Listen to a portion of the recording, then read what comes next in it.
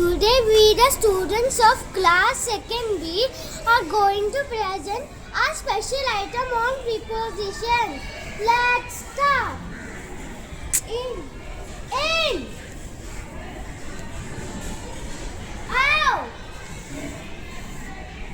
in front of, behind, beside, between.